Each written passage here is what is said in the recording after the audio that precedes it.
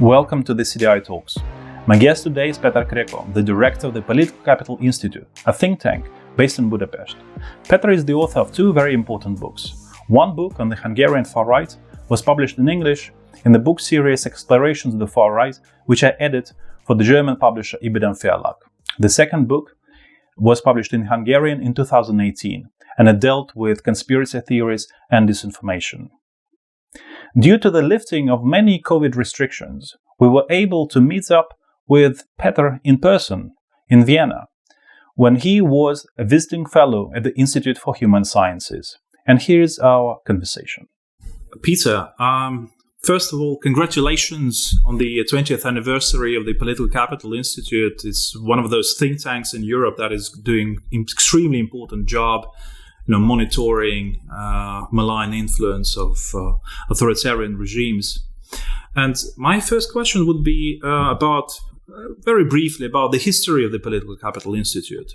When it was formed, what were the main objectives from the very beginning? Yeah, thank you much, Anton, for the opportunity to be here with you today, and also for the congratulations. And I do think that the story of political capital is probably a typical story of a Central Eastern European think tank, in the sense that at the very beginning, political capital was a different organization that, as it operates today, it was established in 2001. And from the very beginning, the key values of the institution has been parliamentary democracy, free market, human rights, and Euro-Atlantic foreign policy.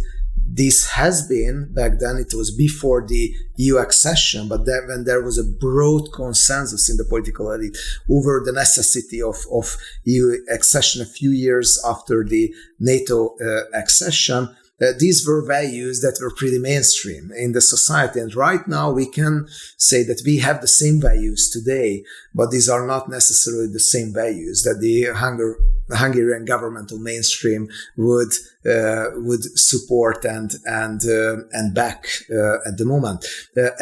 In 2001, when Political Capital was formed, and in a few years, I joined in 2003, so I'm there from pretty early. It has been more a political communication analysis and consultancy firm. And after about 2010, I took over the director's role in 2011. It was transformed in a more classical think tank that cooperates with international organizations and foundations and many partners. And we are doing mainly public analysis and public advocacy around the issues of disinformation, of Russian malign influence, of Chinese sharp power influence, but also many other stuff, including analysis and forecast on the Hungarian political landscape and on Visegrad policies. Also, we are cooperating with some private institutions as well. For example, companies would like to have some background information on political affairs in Hungary, and we can provide them some. So I think in Central Eastern Europe, and especially in Hungary, if you don't have governmental money, then you have to have many projects at the same time, many partners at the same time. That is, on the one hand, pretty tiring, and makes you busy all the time. On the other hand, I think it gives you a broader perspective, because we have many cooperating partners in the press, in the civil sector, among political players, among decision makers, even in the company domain. So I think it helps you not to become lazy intellectually. If we go back to the history of the Political Capital Institute and see from the very beginning, what challenges were there, or was it just a think tank about democratization, about modernization of the country, or functioning as a consultancy? But it was all before Hungary became first part of NATO and then part of the European Union. What challenges were there? I know that you were also one of the first expert centers in Hungary, that started analyzing the radical right, for example. Mm-hmm. So, radical right, any other challenges? I think it was the radical right. It was obviously a challenge that sometimes it was more visible in the parliament with the representation. Sometimes it fell out of the parliament, but the demand was already there. And that's why we invented back to 2009 the Demand for Right-Wing Extremism Index, which is an attitudinal indicator of the need in certain societies, including Hungary and most of the European countries, for authoritarian, populist, ethnocentrist policy solutions and rhetorics. So we could see back to 2009, for example, when before Jobbik entered into the European Parliament and then to the national parliament, that was a hardcore far-right party back then with a strongly racist agenda. We could see that there is a social demand for such kind of policies, and these days, for example, this is the governmental party that satisfies these social needs. And of course, it's not just let's say a totally static demand, but they are also try to boost the demand for their policies. And obviously, this is happening in company marketing as well. But we could see that the history of Hungary, Trianon, and the let's say perception of Hungarians that they are always victims of some kind of international conspiracy and the games of the superpowers, which has been true for certain periods of history. But this identity and this victim identity is unfortunately a very fertile ground for such kind of let's say chauvinistic and nationalistic narratives and policies. And also it provides, and this is what we started to analyze from quite early on, this also provides a fertile ground for malign foreign interference. If you have some vulnerabilities in your self-perception, if you have some strong grievances, then it helps you. It helps other actors, such as Russia, for example, to play with those. And we could already see from about 2008-9 that Jobbik, a party, for example, that was very strongly let's say anti-communist back then, and at the beginning it was very critical to Vladimir Putin's Russia as well, because they could see that regime as some kind of successor of the Soviet communist regime, but it turned to a very strongly pro-Russian position almost from one day to another. And one reason for that is that there were some players who played a connecting role there, but that also that there is the narrative that, surrounding countries and the West have in the history of the 20th century conspired to take away 2/3 of the territory of Hungarians and so on, and we can take it back. And there is Russia who could probably help us in that. And don't get me wrong, it's not a mainstream narrative in Hungary these days. And even if you hear a lot of grievances about the lost territories, it does not mean that in the mainstream Hungarian politics there is a strong effort or serious thinking about revisionism. But this is a sentiment that you can play with. And even these days in the social media, and it started even more after the 2014-15 annexation of Crimea, that the pro-Russian Facebook sites in Hungary, for example, are just amplifying this message that if you want to take Transcarpathia back, for example, Russia can be a partner. And there was a Jobbik politician who stood up in the European Council Parliamentary Assembly back to 2015 with a T-shirt that said Crimea belongs to Russia, Transcarpathia belongs to Hungary. And this is the narrative.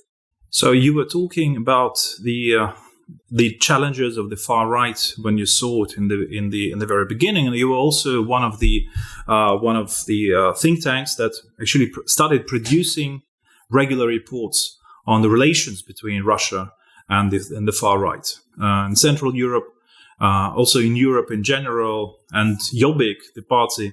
I think it was prominent at that time because of these connections. But could you foresee actually that Fidesz will become the main far-right party in Hungary at that time? I would say no. And to be frank, many in the, let's say, more moderate analyst community who were more for painting a more nuanced picture on Hungarian domestic politics thought that, the ones who are just telling repeatedly that Fidesz would like to build up a dictatorship and so on, they are just crying wolf, and then they are doing more harm than good, exaggerating the threat and so on. And many of them, we have to acknowledge, were right.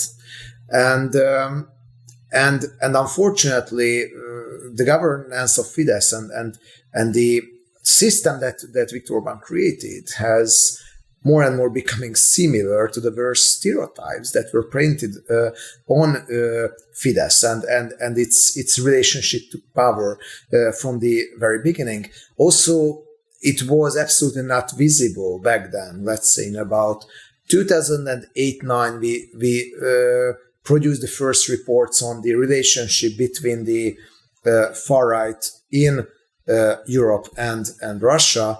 And back then, it was in Hungary, Jobbik, the far-right party, against the pro-Western wings of the Hungarian opposition, including Fidesz. And it was a time when Viktor Orbán was always boasting about that he was back then one of the vice presidents of the European People's Party, and how good connections he has in Brussels, how much closer Fidesz is to the West than the incumbent social liberal government.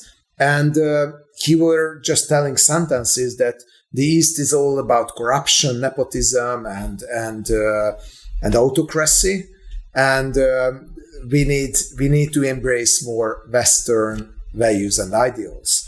And I think it's unfortunately indicative of the time that we are living, that on government he quite quickly changed his mind, and the West was becoming more and more from a goal and from an idol to more and more a boogeyman. And the other thing is that how successfully Viktor Orbán could turn his own voter base to a much more hostile position towards the West. So as more criticism was coming from the West, I think mostly valid and fair criticism because of the misuse of power and the ignorance of democratic norms, the more hostile he became against the West. And while Fidesz had the most pro-Western voter base before Fidesz came back to power in 2010. Right now, Fidesz voters are the most friendly towards Moscow and Beijing, and more ideologically hostile to the West, to the extent that many Fidesz voters themselves are hard Eurosceptics, in the sense that they would be happy to see Hungary outside of the EU rather than inside, even if you take a look at the whole electorate in Hungary, pro-Europeans and the ones who would vote for a remain, are in a much bigger majority than the ones who would like to leave. Of course, it's I can't really see the situation where Hungary would leave the European Union. I think it would be pretty much destructive for the country. But about the timing, do you feel that first Viktor Orbán became increasingly illiberal did it happen first in terms of its rapprochement with Russia, or was it almost was it happening at the same time? Can we, for example, say that Viktor Orban's opening to the East and to Russia in particular was some sort of reaction to this criticism from Brussels? How do you think how it all happened? Yeah, it's a very good question. It's a hot topic even in European politics, because these days we have this, similar questions being raised, that what should the EU institutions do? What should have EU institutions or the West, what have they done better? And I reached to the point that I'm not sure that there is an obviously right answer to this question. Because the dilemma here from the very beginning is that if you're Western country or institution and turning a blind eye of the more and more obvious de-democratization tendencies, takeover of the press, occupation of the constitutional court, the most important counterbalance beforehand to legislative and executive power, if you take over the prosecutor's office, which means that you can switch off investigations of corruption towards the governmental side, and the list goes on and on and on. So if you ignore them and just in order to keep the good relationship with Hungary, of course it works in the sense that you can keep friendly relations, but on the other hand, one member state can corrupt the democratic project of the whole European Union and the image of the European Union as well. Or you raise your voice, you criticize, you threaten, you withdraw funds or keep funds and so on.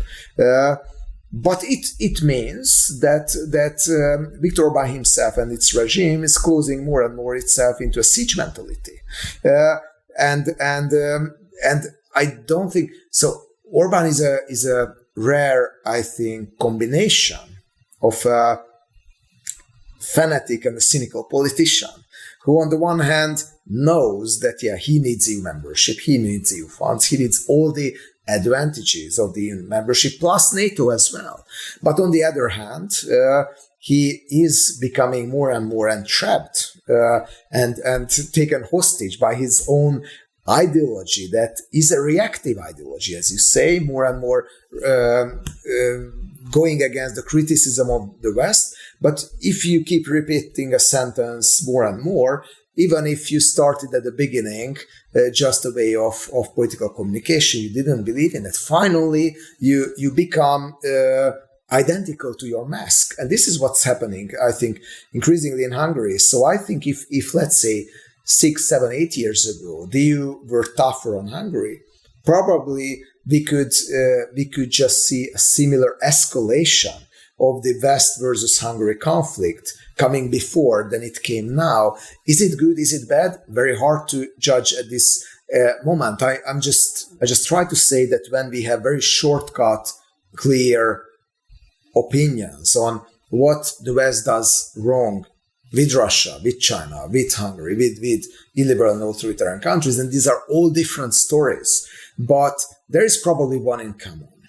That we are lucky because we don't have the counterfactual experiments. We don't know what would have happened if Western politicians act otherwise. I'm not entirely sure that there is one good solution for every situation like that.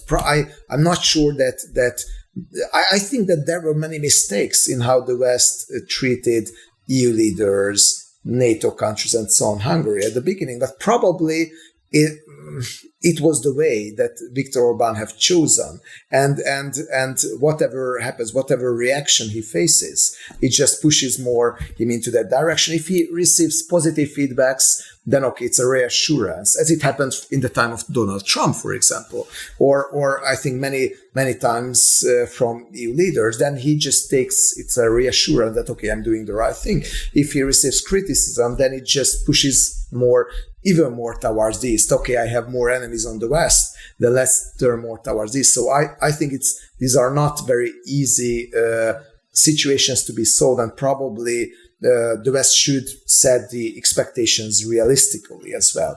I'm not sure that you are able to change the mind of an authoritarian politician who have a very strong authoritarian instinct and just doing domestically what he feels is the best to keep the power.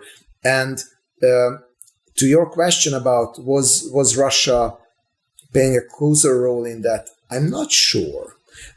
There was a meeting back to 2009 as a side meeting of Viktor Orbán and Vladimir Putin on the beside party congress of the United Russia Party in St. Petersburg. This was the moment from which Orbán started to talk differently about Russia. But I don't really think that he had to learn how to do authoritarian practices from Russia. I think there is a DNA of authoritarian practices. And if you have an authoritarian instinct, then you will go for that, of course, taking some inspiration. But Viktor Orbán is a good power technocrat on his own merits. But I think you will not deny that there is this element of authoritarian learning. Authoritarian leaders, they do learn from each other. And I think some of the developments in Hungary in the recent years, the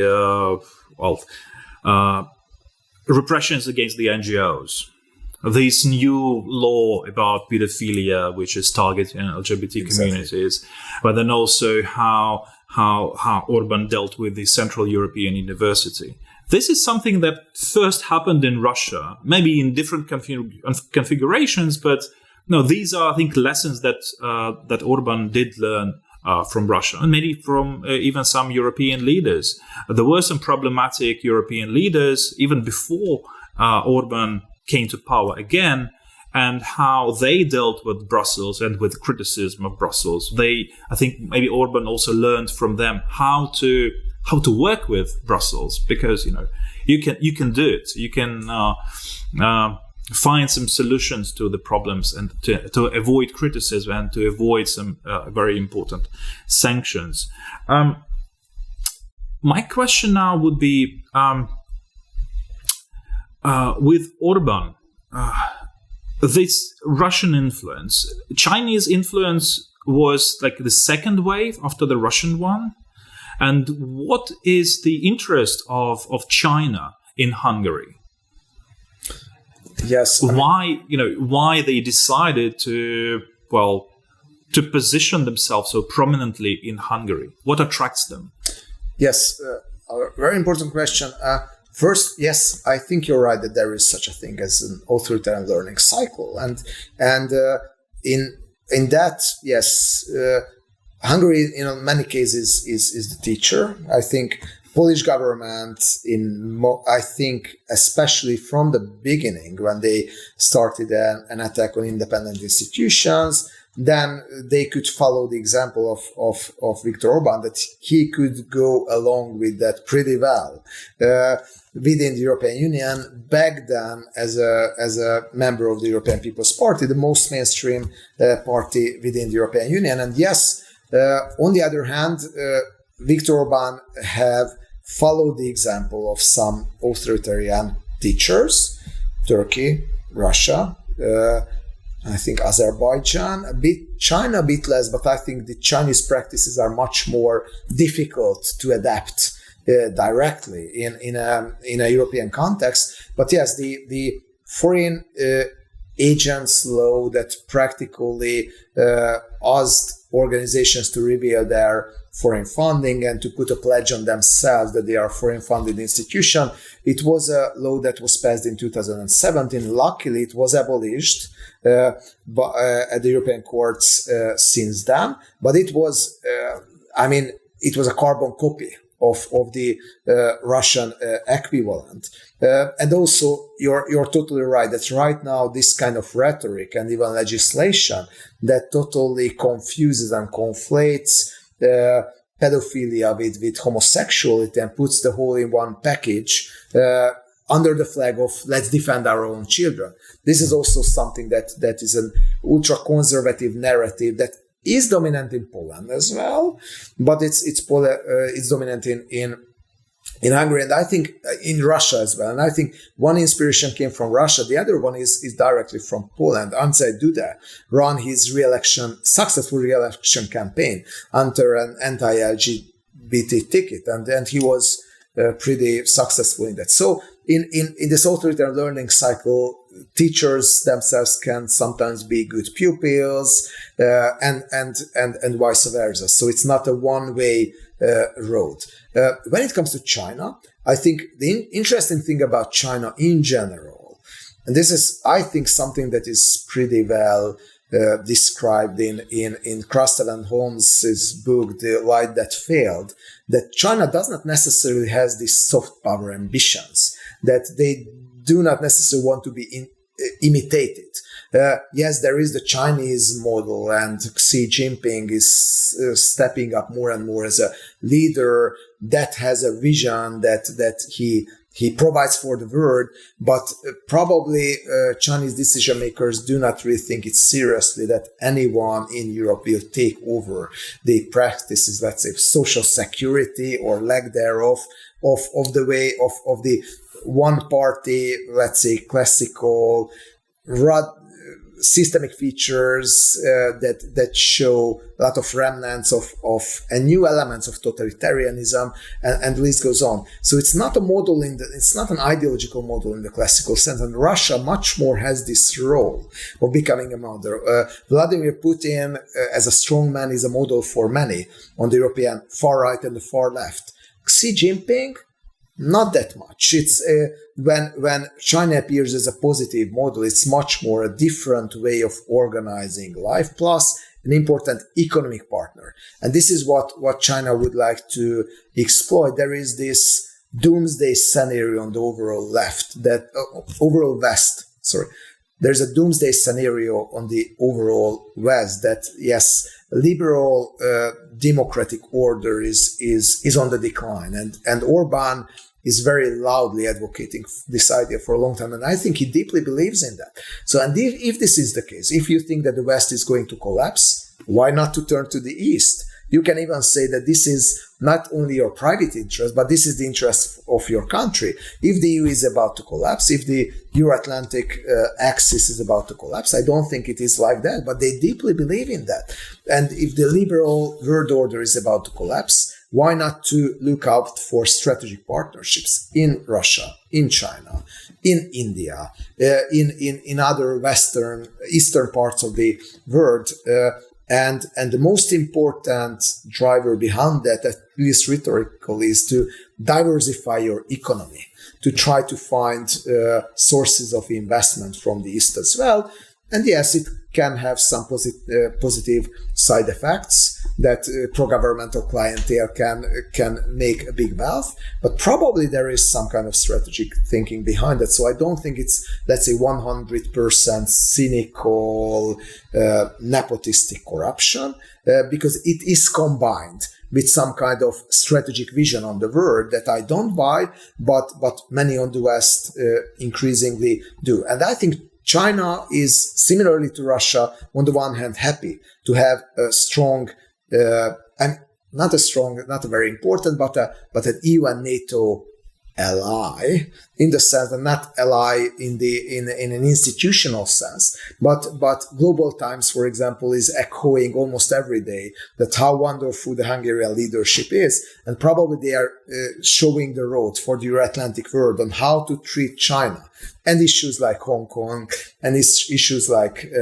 Xinjiang and so on and so on. So on the one hand, they are happy to show up that they have, let's say, some kind of friends that can break the unity of the Euro-Atlantic world in some issues, and in the issue of Hong Kong, for example, in the European Council, Hungary could, and also on the other hand, they are happy to have some projects such as the Budapest-based railway line that will give them further access and entry to the European markets in the form of infrastructure investments, or if they need some other kind of, let's say, certificates or permits to participate in EU projects. This can be the entry point. And also if they want to release European degrees, higher education degrees, then the Fudan University can be also a good entry point, and it can be a similar, elite training institution on the longer run, like the Central European University was in Hungary beforehand, and right now in Austria. So I think this is a pretty commonplace, but I think it's true that China always has this very long-term strategic interest that it's not, connected to one political cycle or another, but rather long-term. I think what is strangely new in this kind of friendship between Hungary and China right now is that all the post-transitional governments in Hungary has been rather friendly towards China, to be fair. The Eastern opening was a policy that was started at the premiership of Péter Krekó, a socialist prime minister, between 2002 and 2005. And even Gyurcsány, the next socialist prime minister, followed that. But right now, it seems that the Chinese leadership is really obviously and loudly echoing the importance of the relationship with Fidesz and the current governmental party. And it went to the point that the China issue that was totally apolitical in Hungary beforehand has become a political issue. And right now, I think the current opposition, if they will become a governmental party, they have to make steps to loosen, to weaken the ties with China. So I'm not sure that this very open and very spectacular relationship between Fidesz and the current Chinese communist leadership is something that well serves the long-term interest of China. We wrote, both of us, we wrote a lot about the relations between Russia and the far right in Europe. You wrote more, in fact. But now I see, especially during Trump's years, we have now also seen that some American ultra-conservative actors are also cooperating and probably even trying to boost the European far right. Is it something that we also probably see in Hungary? Yes, I think it's very important when we talk about ideological influence and this authoritarian learning, that it's not always going from Eastern, non-NATO, non-EU third countries towards Western countries, but in some cases, Israel could play a very important model role. In some cases, the United States can play an important model role, like it happened during the presidency of Donald Trump. Right now, there's a new narrative on the American paleoconservative right, is that the US model is non-replicable, and because of the demographic changes within the United States, it will be very difficult on the longer run to keep this kind of ultra-conservative political line in the mainstream, because it will be not supported by the majority of the American society, and it's probably a realistic expectation. But it is coupled with a desperate need to learn from other countries how they manage their conservative experiments. And when Tucker Carlson comes to Hungary, for example, and it happened recently, he practically for 1 week was promoting Viktor Orban and his leadership. It's on the one hand a way how Hungarian right and the governmental party learns how to sell some kind of policies to the wider public and even internationally. So it's on the one hand the classical way that Central Eastern Europe learns from the United States, but also there is another element, the learning in the other direction that Tucker Carlson says, Rod Dreher and many others, that Hungary is showing the way for the conservatives all over the Western world, how to keep a Christian, not so ethnically and religiously heterogeneous and conservative line of governance, and how to manage societies like that. And I honestly don't think that this is something that could be still a way for the Western right, for the simple reason that you cannot undo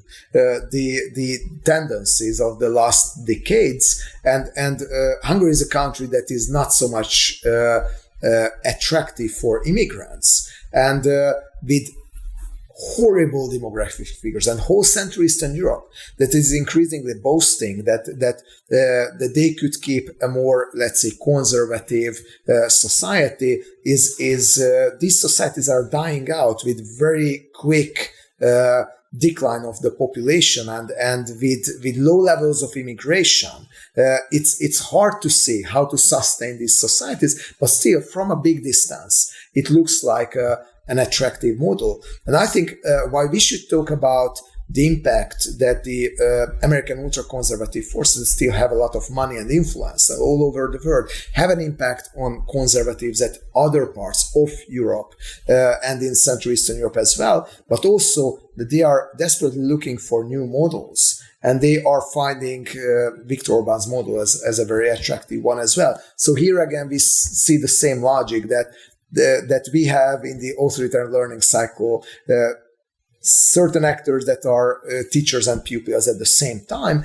And from some extent, I would say, I see a more intensive and extensive attempt on the authoritarian right in the Western world to understand each other's systems and to try to adapt the best practices out of them that I can see in the democratic part of the world. And probably the reason is that there are all the institutions that serve this kind of keeping up the best practices. But probably I think the mainstream pro-democratic establishment become a bit more lazy than it should be, and with the ultra-nationalist right feeling that they are in most countries deprived of power or can be deprived of power, sometimes putting more effort, intellectual effort and policy effort to find and adapt these practices that on the democratic side. The Political Capital Institute has recently published a new report on how members of the European Parliament vote on particular resolutions dealing with authoritarian regimes or authoritarian practices. What are the main findings of this new report, and what groups did you identify among members of the European Parliament in this sense, in the sense of supporting or not supporting authoritarian practices? Yeah. On the one hand, what we did in this research is not new in the sense that you, Anton, for example, had many good blog posts in which you pointed on the right now rather well-known fact that authoritarian countries, such as mainly Russia, to a smaller extent China, have moralized on the European far right and far left than on the mainstream, at least when it comes to the open votes, to the open expressed sympathies are stronger on the far left than the far right. And you participate in the first part of the research where we exploited these voting patterns in Central Eastern Europe plus Austria as well. And one of our main findings was that I think it's pretty important in itself that the European Parliament is the most resistant institution when it comes to the overall institutional setting of the European Union, with the European Parliament, the European Commission, and the European Council. The European Parliament has been the most vocal and most immune institution from authoritarian influence, with some European parliamentarians are openly advocating and cultivating pro-Russian, pro-Chinese ties, but this is the minority. This is more the exception and not the rule. So this is pretty important in itself. And for us, it's also a very important reassurance of the rather slow tendencies in the European Union that the European Parliament is slowly getting a bit more power and influence, partially institutionally, partially, they try to form their own influence even beyond their institutional influence. And I think there has been many successful attempts into that. For example, pushing back the original version of the EU-China trade agreement. So the European Parliament is the most immune. Second, we generally found that the European Union in itself, even including European Commission and European Council, is more immune to authoritarian influence from Russia and China than member states themselves. And this is not just by accident, that if Russia and also China would like to exert influence, they rather go to Berlin directly, to Paris directly, to Budapest directly, to Athens, to Vienna and many other places, because they have the experience that member states and their elites are simply easier to influence with good messages, with good investments, with good opportunities than the European mainstream itself. And our experience is that, and this is also something that is described by some Russian commentators and even Chinese press, that the EU institutions is simply too difficult to understand and too difficult to directly influence their behavior. But maybe they are also, less significant.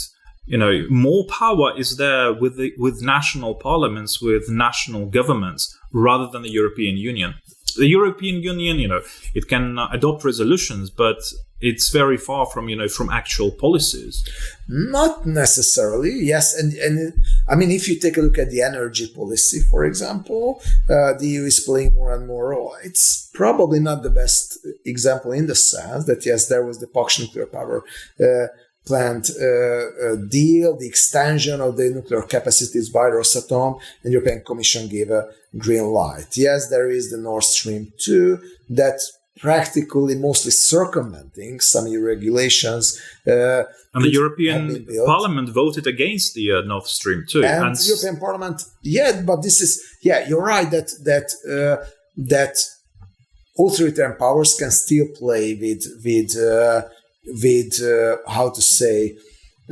going to the nation states and do their business circumventing European institutions, but not in all the cases. Let's take a look at the sanctions.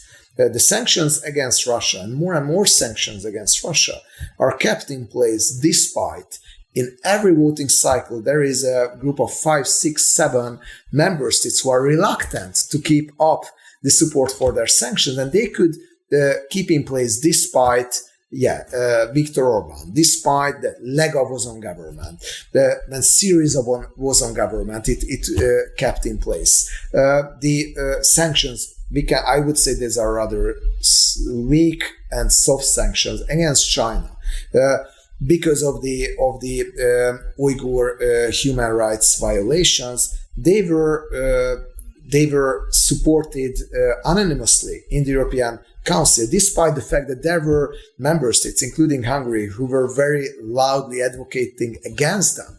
But there are sometimes the European Council has a momentum and has a constraints on its members that even if you are reluctant, you have to follow. And it can put some positive conformity on the member states as well. So I would say that the sanctions is, for me, for example, an example that the EU institutions can be more resistant than the member states themselves separately. Probably there are more member states in the European Union who would be happier to see the sanctions terminated than kept up, and still they are still in place. But I think it has an important message for opinion leaders in the United States as well, that if you would like to see Europe as a partner in pushing back Russian and Chinese influence, then you should extend your diplomatic efforts towards the European Union, European Commission, European Council, and European Parliament as well. And if you treat them as serious diplomatic partners, it can become a self-fulfilling prophecy as well. And I think